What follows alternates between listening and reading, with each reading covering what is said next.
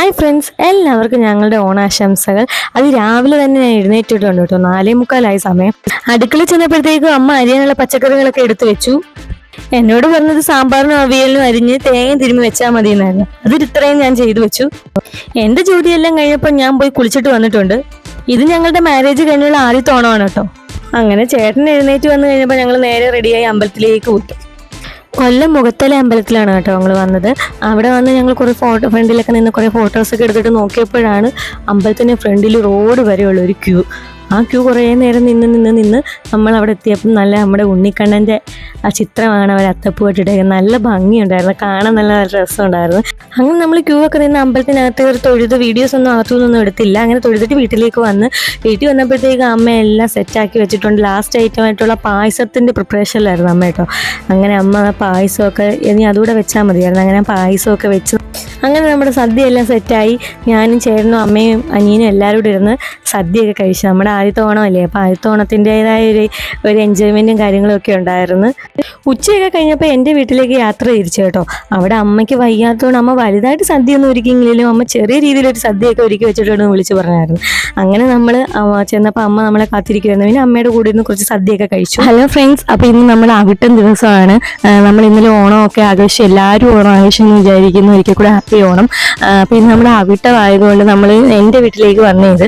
ഇവിടുന്ന് നമ്മുടെ അമ്മാമ്മയുടെ വീട്ടിലേക്ക് പോകും. അമ്മാമ്മ എനിക്കറിയാം, നമ്മൾ പല വീഡിയോയിലും ഷോർട്സിലൊക്കെ കണ്ടിട്ടുണ്ട്. അമ്മാമ്മയുടെ കുറേ വീഡിയോസ് നമ്മൾ ഇട്ടിട്ടുണ്ടായിരുന്നു. അപ്പോൾ അമ്മാമ്മയുടെ അടുത്തോട്ട് നമ്മൾ പോവുകയാണ്, അമ്മാമ്മയെ കാണാനായിട്ട് പോവുക. അപ്പോൾ അവിടുത്തെ വിശേഷങ്ങളും അവിടുത്തെ സ്ഥലങ്ങളും ഒക്കെയാണ് നമ്മൾ ഇന്നത്തെ വീഡിയോയിൽ. അപ്പോൾ നമുക്കിന്ന് അങ്ങോട്ട് പോയാലോ.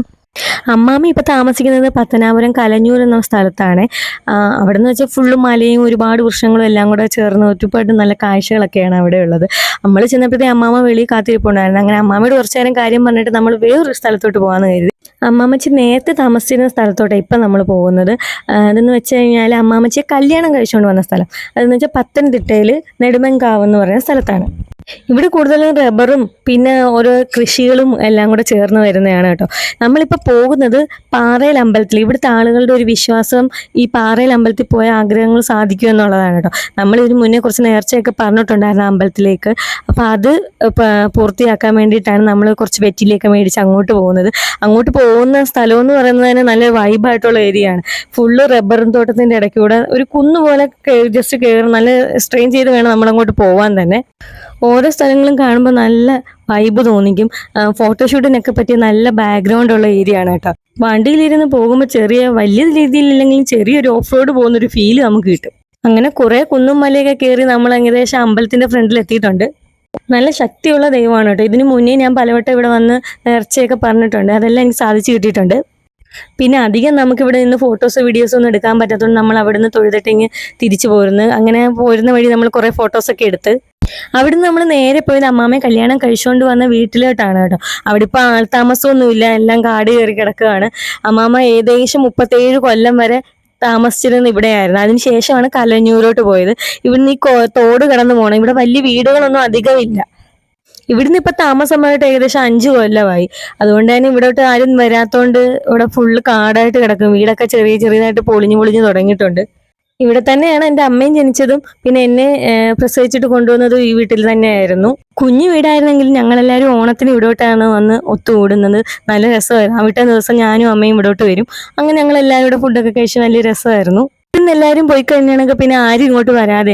പക്ഷെ എനിക്ക് കുറേ നാളുകൊണ്ട് ആഗ്രഹം ഉണ്ടായിരുന്നു ഇങ്ങോട്ട് വരണമെന്ന്. അങ്ങനെ മാരേജ് കഴിഞ്ഞപ്പോൾ ഈ സ്ഥലങ്ങളെ പറ്റിയും വീടിനെ പറ്റിയൊക്കെ പറഞ്ഞപ്പം ചേട്ടനും വലിയ ആഗ്രഹം ഉണ്ടായിരുന്നു ഇവിടെ എല്ലാം വന്ന് കാണണമെന്ന്. അങ്ങനെ ഞങ്ങൾ പ്ലാനിട്ട് ഓണത്തിന് നമ്മൾ വരുമ്പം ഇവിടെയും കൂടെ വന്ന് എല്ലാവരും കാണണമെന്ന്. അങ്ങനെ ഇവിടെ ഇരുന്ന് കുറച്ച് നേരം ഞങ്ങൾ കാര്യമൊക്കെ പറഞ്ഞ് ഞാനും അനിയനും എല്ലാവരും അമ്മയും എല്ലാവരും ഉണ്ടായിരുന്ന പണ്ടത്തെ കാലത്തെ പറ്റിയൊക്കെ ചേട്ടനോട് ഒരുപാട് കാര്യങ്ങളൊക്കെ പറഞ്ഞു കൊടുത്തിട്ട് ഞങ്ങൾ അവിടെ നിന്ന് താഴോട്ട് തിരിച്ചു പോകാനായിട്ട് ഇറങ്ങി. അപ്പോഴാണ് അവിടെ എല്ലാം ഒരു സൈസ് മഞ്ഞ പൂവുണ്ട്, അതങ്ങനെ അവിടെ ഇങ്ങനെ വിടർന്ന് നിൽക്കുന്നതുണ്ട്. അപ്പോൾ അത് കണ്ട് കുറേ ഫോട്ടോയൊക്കെ എടുത്ത് നമ്മൾ തിരിച്ച് കുഞ്ഞമ്മയുടെ വീട്ടിൽ വന്നു. കുഞ്ഞമ്മ നമുക്ക് വേണ്ടി ബിരിയാണി സെറ്റ് ചെയ്ത് വെച്ചിട്ടുണ്ടായിരുന്നു.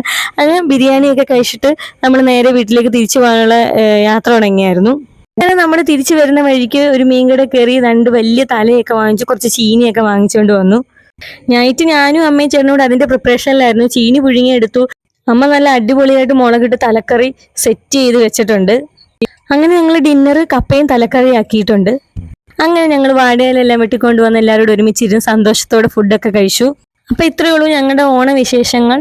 നമ്മുടെ ചാനൽ കാണുന്ന എല്ലാവരും ഒന്ന് സബ്സ്ക്രൈബ് ചെയ്ത് സപ്പോർട്ട് ചെയ്യണേ. അടുത്തൊരു വീഡിയോ കാണുന്നതിനും വരെ ബൈ ബൈ.